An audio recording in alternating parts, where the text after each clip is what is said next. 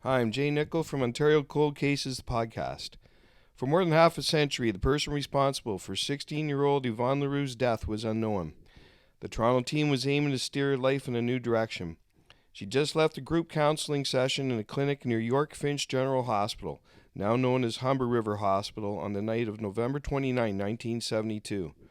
Next day, Leroux's body was found by passers-by off of 16th Side Road in King Township, between Jane and Kill Streets, 24 kilometers north of where she was last seen.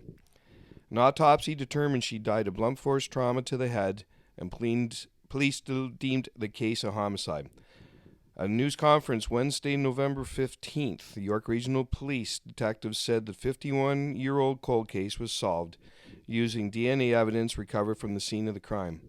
Investigators named Bruce Charles Cantelon as the likely killer, a 26-year-old who was living in Toronto at the time.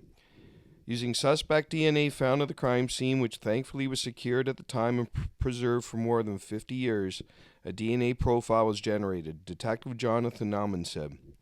That profile was then uploaded to public genealogical databases.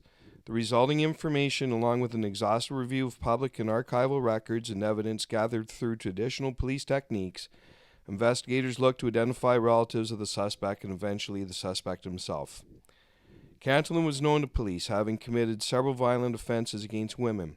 He was jailed at various times in his life due to mental health issues. Unfortunately for Leroux's family, the news of her killer came way too late. Cantelon committed suicide in Toronto in 1974, 19 months after Leroux's death. Police said he'd be facing a murder charge if he was still alive. With files from the Toronto Sun.